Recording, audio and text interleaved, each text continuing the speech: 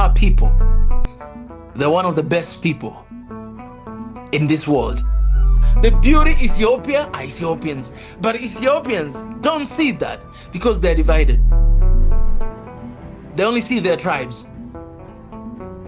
Ethiopia የመጨረሻዋ ሀገር ዓለም ቢጠፋ የማትጠፋ እቺ ምድር ነች። Number one branders in the universe is the United States. They made United States seem like it's the best place in the world to be. It's the land of the free, home of the brave. I go there to find and chase my dreams. We have to be able to tell our own stories. And people back home, to my people in Africa, I'm going to be the first one to tell you that there's no need for you to aspire to come to the United States of America. ሰውን ወደ ጥልቁ እሳት ወደሚገባበት ቆማችሁ እየሸኛችሁት ነው የራሳችሁን ወንድም እህት ወገን ዘመድን ማለት ነው። እና ኢትዮጵያውያን ከሀገራችሁ መውጣት እንደሌለባችሁ ይሄንን አስረግጬ እናገራለሁ ማለት ነው። Life is in Europe. Life is not what you think it is in Europe. የሲኦል በር ላይ ነው ቆማችሁት ተብላችኋል። በስመ አብ ወወልድ ወመንፈስ ቅዱስ አሐዱ አምላክ። ሰላም ለኩልክሙ ውዴ ዘኢትዮጵያ ቲንተ መስኮት ተከታታይ ሰላም እግዚአብሔር ከናንተ ጋር ይሁን በማለት ዛሬ ደግሞ ለምን እንሰደዳለን በሚል ርዕስ እናወጋለን። ለመሆኑ እኛ አፍሪካውያን የብዙ አንጡራ ሀብቶች ባለቤት የብዙ ተፈጥሮች ባለቤት ሆነን ለምን እንሰደዳለን? We have to really rebrand. And then when you look at how the world perceives Africa, they're right. You know, you see zebras, lions, tigers, bears. Oh my. You get to the point where you think Africa's just a big jungle. The images that they're showing of Africa is historical images. There's nothing here. They don't like you. They don't want you here. Okay? Even if you think you're coming here to make all this money, this just does not exist. It's a false narrative that they sell y'all. It's miserable. Okay? At least back home you have your community, you have your people. ያ ነገሩ ሳይሳካለት ሲቀር አገሬም አልሆነኝ ምንም የተሳካልኝ ነገር የለም ብሎ ተነስቶ ይሰደዳል። ያ የተሰደደው ልጅ ወይ ቀውሶ ወይ ህይወቱ ተመሰቃቅሎ ሰው ሀገር ላይ ራሳቸውን እንኳን አንቀው የሚገሉ ስንት አሉ ኢትዮጵያውያን። ሰው በሚኖርበት ስፍራ መሰረታዊ የሆኑ ችግሮች ሊገጥሙት ሊሰደድ ይችላል። ያዕቆብ ልጆቹን ይዞ በተሰደደ ጊዜ የሚፈልገው መሰረታዊ ነገር በግብጽ ቢያገኝም የህሊና ረፍት ግን አጥቶ ነበር። ዛሬም በስደት ብዙ መከራና ስቃይ እንሰማለን። ነገር ግን አፍሪካዊም ሆነ ኢትዮጵያዊ መሰደዱን አላቆመም። ግን ለምን ይሄን የመሰለ ለመሬት ይዘን ለምን እንሰደዳለን? አንድ ህዝብ ወይም አንድ መንግስት ራሱን ችሏል የሚለው የፖለቲካና የኢኮኖሚ ነፃነት ሲኖረው ነው እየተባለ ይለፈፋል፣ ይሰበካል። ይሁን እንጂ ይህ እድል ለሁሉም አልተገኘም። በማደግ ላይ ያሉ ሶስተኛው ዓለም የሚባሉ ብዙ አገሮች የፖለቲካ ነፃነት ቢኖራቸውም በኢኮኖሚ ደካሞች ስለሆኑ የእጅ አዙር ቅኝ አገዛዝ አልቀረላቸውም። ነፃነታቸውን ግማሽ ነው። ይልቁንም ከአፍሪካዊነታቸው ጋር የማይስማማ ከቅኝ ገዢዎች የወረሱት ብዙ የባህል ውጥንቅጥ ስላለባቸው ከዚህ ሁሉ ለመላቀቅ በመጣር ላይ ይገኛሉ። ምናልባትም አንድ ቀን ካሰቡት ሊደርሱ ይችሉ ይሆናል የሚል ተስፋ ይኖራል። ከዚህም ሁሉ ጋር ሲሆን በቅድሚያ ሊታሰብ የሚገባው ደግሞ የሃይማኖት ነፃነት ጉዳይ ነው። አፍሪካ የጨለማ ክፍለ ዓለም ተብላ ትጠራ እንጂ ብዙ ታሪካውያን ሰዎች ተፈጥረውባታል። ብዙ የሃይማኖት ስራዎች ነበሩባት። ነገር ግን ከጊዜ ብዛት ከተተኪም መጥፋት የተነሳ ታሪኳ ሰርዶ እየለበሰ ሄደ። ህዝቧን በልዩ ልዩ ቅኝ ገዢዎች ባህልና ሃይማኖት ስለተዋጠ ራሱን የማወቅ ችግር ገጠመው። The beauty of this country, Ethiopia, is people. But Ethiopians themselves, they don't see that beauty because of division amongst its people. But I'm speaking from a third perspective. The beauty of Ethiopia is not Addis Ababa. The beauty of Ethiopia is not Jared. The beauty of Ethiopia is people, is Ethiopians. That is the beauty of Ethiopia. The beauty of Ethiopia are Ethiopians. But Ethiopians don't see that because they're divided. They only see their tribes. ሀገራችን ኢትዮጵያ ከአፍሪካ አህጉር አንዷ ብትሆንም በሌሎች አፍሪካውያን ወንድሞች የደረሰው ግፍ አልደረሰባትም። ከ3000 ዓመት የበለጠ የነጻነት እድሜ ይቆጠርባታል። በዚህ የነጻነት ጉዞዋ ከባዕድ ያልተላቀቀ አፍሪካዊ ኢትዮጵያዊ ባህል አላት። በሃይማኖት በኩል በዘመነ ኦሪት ብሉይ ኪዳን እንደተቀበለች ሁሉ ሐዲስ ኪዳንም ከሁሉ አስቀድማ ታውቃለች። ይህ የኢትዮጵያና ኢትዮጵያን ብቻ ሳይሆን መላው የአፍሪካ ሕዝብ የሚኮራበት ነው። ምዕራባውያን ቅኝ ገዢዎች አፍሪካን እንደ ቅርጫ ስጋ የተቆራመቷት ወንጌልን እናስተምራለን ብለው ማለትም የበግ ለምድ ለብሰው ነው። ለምሳሌ ደቡባዊ አፍሪካን ይዘው ወገኖቻችን የሚያሰቃዩ ነጮች በመጀመሪያ የአፍሪካን መሬት የረገጡት በ16ኛው መቶ ክፍለ ዘመን ሲሆን ከሮማ ካቶሊክ ቤተክርስቲያን አባልነት የተለዩ ሚስዮናውያን ነበሩ። ወደ አፍሪካ ለመግባት ምክንያት ያደረጉትም ሃይማኖት ማስተማር ነበር። ያን ጊዜ የበግ ቆዳ ለብሶ ወደ አፍሪካ የገባው ተኩላ የብዙ አፍሪካውያንን ደም እየመጠጠ እስካሁን አለ።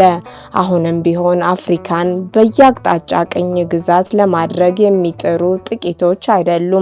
ብዙዎችም አፍሪካውያን እየተሸጡና እየተለወጡ ወደ ባዕድ ሀገር በመውሰድ እነሱ በባዕድ ሀገር እየኖሩ አገራቸውን የባዕድ መኖሪያ ሆኗ ቀርቷል። Life is better. There's so much opportunity in Ghana, Nigeria, Uganda, Tanzania, Kenya. All my brothers and sisters there, trust me. If you work hard, you graft hard, your life is much better. You want to know what's happening here in Europe when you come here? የሲኦል በር ላይ ነው የቆማችሁት ተብላችኋል። የሲኦል በር ላይ ነው የቆማችሁት። የሲኦል በር ማለት ምን? ለዚህም ትንታኔ ያስፈልገዋል ማለት ነው። ሰውን ወደ ጥልቁ እሳት ወደሚገባበት ቆማችሁ እየሸኛችሁት ነው የራሳችሁን ወንድም እህት ወገን ዘመድን ማለት ነው።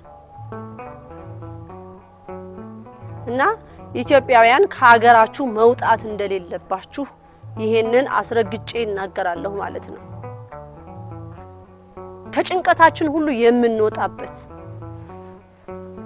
ከምንሳቀቅበት ነገር ሁሉ ነፃ የምንወጣበት ይቺ ሀገር ናት። ይቺ ሀገር ናት። ለምን ቃል ኪዳን አላት።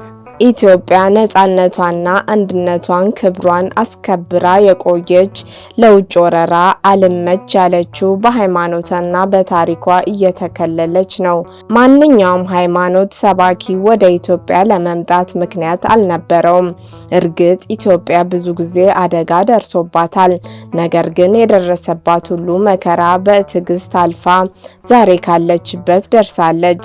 ዛሬ ማንኛውም ኢትዮጵያዊ የትኛውም ዓለም ቢጓዝ በራሱ ስም የሚጠራ በራሱ ትውፊት ሃይማኖት የሚመራ ስለሆነ የበላይነት እንጂ ዝቅተኝነት አይሰማውም። 1 ቢሊዮን ህዝብ ገደማ እንዳላት የምትገመተው አፍሪካ ከ50 እስከ 70 ሚሊዮን የሚሆኑ ዜጎች በስደት ላይ እንዳሉ መረጃዎች ያስረዳሉ። የእጅ አዙር ቅኝ ግዛት እያሉ አለመታደል አፍሪካውያን በአስከፊ ስደት ውስጥ ናቸው። To my people in Africa, I'm going to be the first one to tell you that there's no need for you to aspire to come to the United States of America. There's no need for you to aspire to come here at all. Everything you see on TV is glamorized. Do not romanticize the idea of coming here, okay? Most of us are trying to leave. Most of us are actually planning to leave this country. Okay? There's nothing here. They don't like you. They don't want you here. አንዳንዶቻችን ደግሞ ኢትዮጵያዊነታችን ረስተን እንደ ነጮች ለመሆን የምንቃጣም አለን እንደ ሆሊውድ ስታርም ለመሆን ፌመሶችን መስሎ ለመታየት አለባበሳችን ሁሉ ተቀይሮ ያንን ትተን ለመግባት ብዙ እንቸገራለን አንዳንዶቻችን ደግሞ በዚሁ በ666ቱ ህይወት ውስጥ ስላለን ያንን ለተላቆ ለመምጣት ችግር ሆነ ግን አንድና አንድ መልሱ ይሄ ነው ኢትዮጵያ የመጨረሻዋ ሀገር ዓለም ቢጠፋ የማትጠፋ እቺ ምድር ነች አገራችን ኢትዮጵያ በስደት ጉዳይ የተበላሸ ታሪክ ማስመዝገብ የጀመረችው ከ1960ዎቹ መጨረሻ አንስቶ ነው ማለት ይቻላል ብዙዎች እንደሚነግሩን በፊት የውጭ ሀገር የመማር እድል ገጥሟቸው አውሮፓ አሜሪካ የሄዱ ምሁራን የጦር መኮንኖችም ሆኖ የመንግስት ሰራተኞች ትምህርታቸውን ሲፈጽሙ የሚጣደፉት ወደ ሀገር ቤት ለመመለስ ነበር ይህች ዜጎቿ ሊሰበሰቡባት የሚናፍቋት ቅድስት ምድር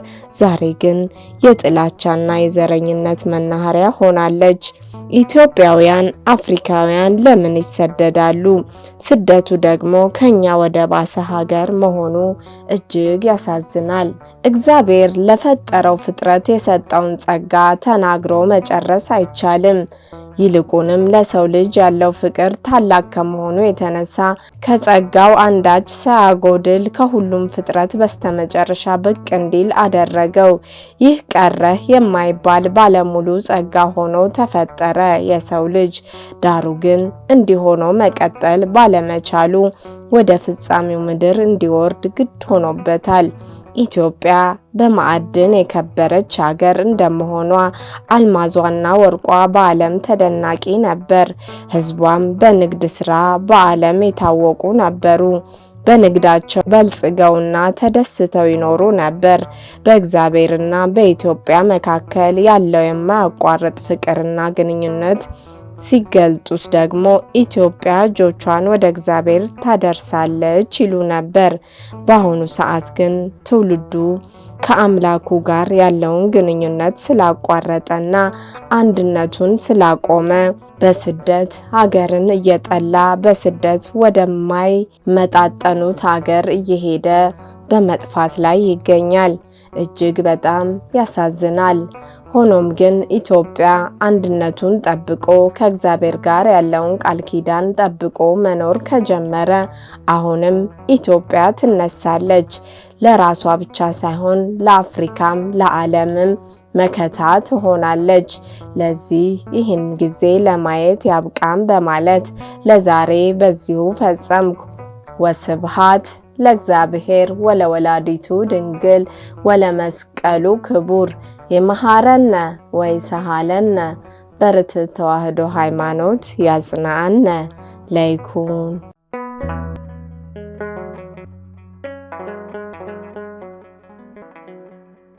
ዘኢትዮጵያ